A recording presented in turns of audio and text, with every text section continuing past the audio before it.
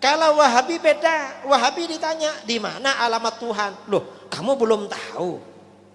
Memangnya kamu sudah tahu? Ya wajib tahu. Di mana? Di Arasy. Wah, jauh banget ya. Loh, kenapa? Kalau kita perlu gimana? Loh, gak perlu khawatir. Mengapa? Setiap sepertiga malam terakhir, jam 2 malam, Tuhan itu turun dari Arasy ke langit pertama di dunia. Loh, ngapain turun? Ya untuk mendengar doa kamu. Makanya jam 2 bangun, doa pada Tuhan. Wahabi ditanya, lah terus memangnya kalau gak turun Tuhan gak dengar? Gak jawab dia. Mengapa? Karena kalau jawab Tuhan gak dengar, kufur. Kalau jawab Tuhan dengar, walaupun gak turun dengar, takut ditanya lagi. Loh, kalau dari Arasy dengar, ngapain turun? Bingung Wahabi. Nanti ditanya lagi, itu turun pukul 2 ikut waktu daerah mana? Karena waktu ini kalau waktu Indonesia dibagi 3. Kalau waktu istiwa malah tambah dekat jaraknya. Jam 2 di Solo dengan jam 2 di Surabaya ini selisih beberapa menit. 10 menit ya. Surabaya sini. Terus jam itu jam 2 ikut daerah mana? Nanti Wahabi jawab, ya turun sesuai daerah masing-masing. Lah terus kalau turun terus lalu naiknya kapan? Gak bisa jawab lagi. Ini ajaran Wahabi. Dan Wahabi ini ya yang mengatakan Tuhan ada di Arasy, kata dia orang yang tidak beriktikad Tuhan tinggal di Arasy itu adalah kafir. Kita ini dikafirkan gara-gara qiyamuhu binafsi. Kalau ahlus sunnah gak mengkafirkan Wahabi. Wahabi yang beriktikad Allah tinggal di Arasy tidak kafir. Tapi bagaimana? Tetapi itu hukumnya dosa besar karena sesat dan menyesat. Mengapa? Karena itu bukan alamat Tuhan. Itu adalah alamat palsu. Betapa banyak ahlul bidah, baik Jahmiyah maupun Al-Mu'tazilah maupun Al-Asy'ariyah, mereka menolak sifat-sifat Allah. Di antaranya seperti mereka menolak sifat Allah di atas. Dalilnya apa? Akal mereka. Kata mereka ini melazimkan tempatlah, melazimkan waktulah, melazimkan macam-macam lah. Ya. Padahal terlalu banyak dalil menunjukkan Allah di atas. Banyak sekali dalilnya. Rasulullah SAW ya, berdoa mengadahkan kedua tangan di atas. Kalau Allah di mana-mana ya kita ke bawah juga boleh, ke kiri juga boleh, ke kanan juga boleh. Rasulullah SAW tunjuk Allah di atas. Ya. Waktu Rasulullah SAW Isra Mi'raj, Rasulullah SAW kemana? Ke atas apa ke Bekasi? Ke atas. Ke atas. Sampai begitu dekatnya Nabi dengan Allah Subhanahu wa taala, sampai sebagian sahabat menyangka Nabi melihat Allah. Sampai ditanya dalam hadis Abu Dzar, "Ya Rasulullah, hal ra'aita rabbak?" Apa kau melihat Rabbmu? Kata Nabi SAW, "Nurun anna arahu." Ada cahaya yang menghalangi, bagaimana saya bisa melihat? Itu sudah sangat dekat. Dekat dengan Allah Subhanahu wa taala. Ya. Barang siapa yang mengingkari Allah di atas, dia mengingkari mukjizat Isra dan Mi'raj, kelazimannya. Ya, karena Rasulullah SAW untuk bertemu dengan Allah kemana? Ke atas, tanpa perantara malaikat Jibril, langsung bertemu dengan Allah Subhanahu wa taala. Dan ini keyakinan yang diyakini oleh masyarakat secara umum. Fitrah masyarakat meyakini Allah di atas. Bukankah kita sering dengar kalau ada masalah kata mereka kita serahkan kepada yang di atas? Benar atau tidak? Sering dengar atau tidak? Tanya Allah di mana? Allah di mana-mana. Tapi maksud mereka Allah di mana-mana itu bukan zat Allah, tapi mereka meyakini ilmu Allah di mana-mana. Allah mengetahui apa? Segala-galanya. Tapi waktu mereka berdoa, mereka mengarahkan ke mana? Ke atas. Kalau mereka menghadapi sesuatu, kata mereka kita serahkan kepada yang di atas. Ini menunjukkan fitrah mereka meyakini Allah berada di atas. Malaikat Jibril turun dari Allah, mendapat wahyu dari Allah, turun kepada Nabi. Turun dari mana? Dari atas. Allah mengatakan tentang Nabi Isa, "Barrafa'ahu Allah ilaih." Kata Allah, "Wa ma qataluhu wa ma salabuhu." Mereka tidak pernah membunuh Nabi Isa, mereka tidak pernah menyalib Nabi Isa. Kata Allah, "Barrafa'ahu Allah ilaih." Tapi Allah angkat Nabi Isa ke Allah. Angkat itu ke mana? Apa ada angkat ke bawah? Terlalu banyak dalilnya, ya. Tanzilul kitab, Al-Quran turun dari atas, terlalu banyak. Malaikat naik dari atas turun ke bawah, lapor kepada Allah naik ke atas, amalan-amalan diangkat ke atas, terlalu banyak dalilnya. Ratusan dalil kemudian dibantah dengan otak bahwasanya Allah tidak di atas. Ya. Taib.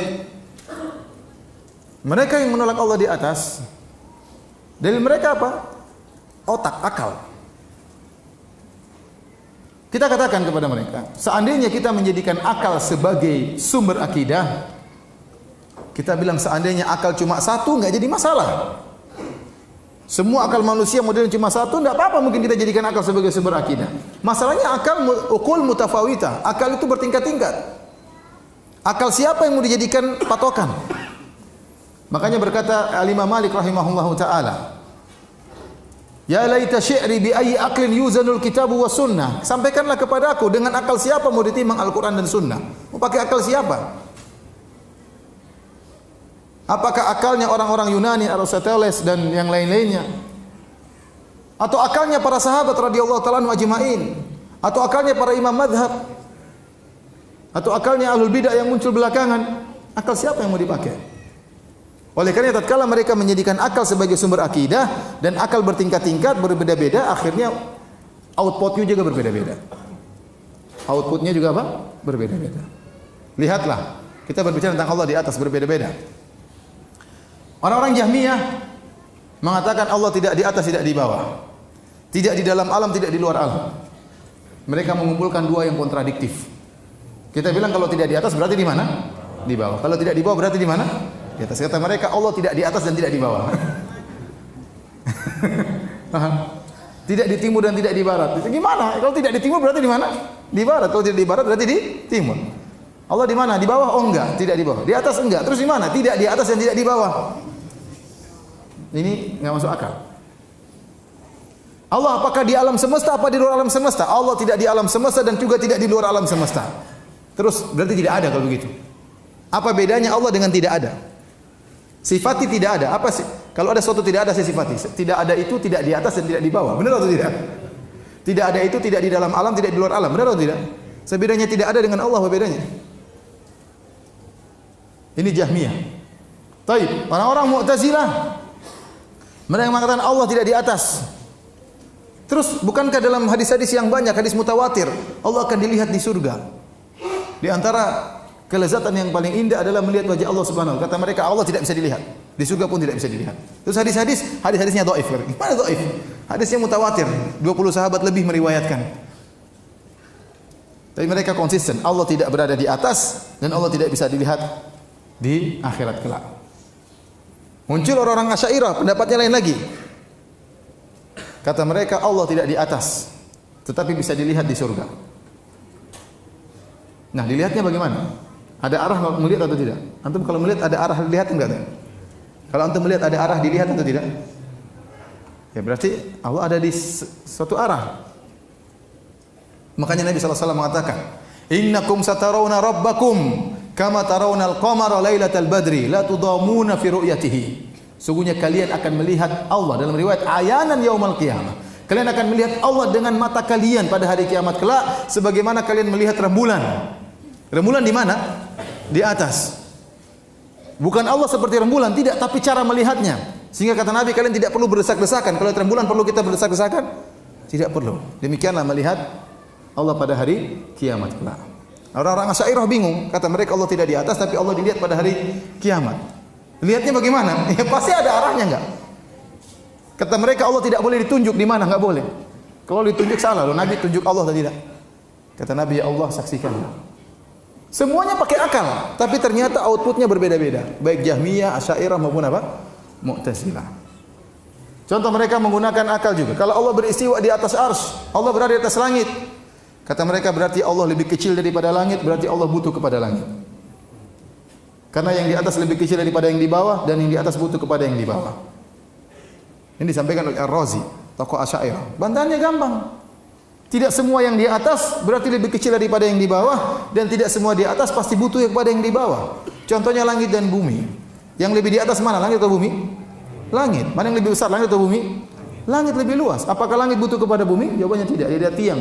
Tidak ada tiang menyangga antara bumi dengan apa? langit. Berarti menunjukkan yang di atas tidak mesti nempel kepada yang di bawah, yang di atas tidak mesti butuh kepada yang di bawah, yang di atas tidak mesti lebih kecil daripada yang di bawah. Kalau itu antara makhluk dengan makhluk saja tidak lazim, apalagi antara Allah dengan makhluk. Menggunakan akal. Makanya semua mu'attil, semua penolak sifat pasti musyabbih. Dia pasti membagaimanakan Allah terlebih dahulu, baru kemudian dia tolak sifat tersebut. Kata dia berarti melazimkan begini, melazimkan demikian. Makanya waktu ada orang datang kepada Imam Malik bertanya, wahai Imam Malik, kaifastawa? Bagaimana Allah beristiwa? Imam Malik marah, berkeringat sampai dia marah. Dia berkata al-istiwa'u ma'lum. Istiwa kita ngerti maknanya, itu di atas. Wal kaifu majhul, bagaimananya kita tidak tahu. Wasu'alu anhu bid'ah, dan bertanya tentang bagaimananya adalah apa? Bid'ah. Kata Imam Malik, usir orang ini dari pengajianku. Kenapa? Dia bertanya tentang bagaimananya. Nah, anda bagaimana tahu bagaimananya? Kalau anda ingin tahu bagaimananya sifat Allah, anda harus tahu bagaimana zat Allah terlebih dahulu. Dalam kaidah al-kalamu fi sifat far'un anil kalami fi dzat. Pembicaraan tentang sifat adalah cabang dari pembicaraan tentang zat. Kalau anda tahu bagaimana zat Allah, baru anda tahu bagaimana sifatnya Allah. Kalau anda tidak tahu bagaimana zatnya Allah, bagaimana anda bisa bayangkan sifatnya Allah? Kalau anda ingin membayangkan tentang Allah di atas ars, bagaimana bayangannya? Pertama anda harus tahu Allah seperti apa, zatnya bagaimana. Terus kedua anda harus tahu ars seperti apa, baru anda bisa bayangkan Allah di atas ars. Kalau anda ars saja anda tidak tahu, Allah pun anda tidak tahu, terus gimana anda bayangkan? Beriman saja kepada ayat-ayat Al-Quran. Ar-Rahmanu 'alal 'arsy istawa, Allah beristiwa di atas ars. Sudah selesai. Itulah pemahaman para sahabat.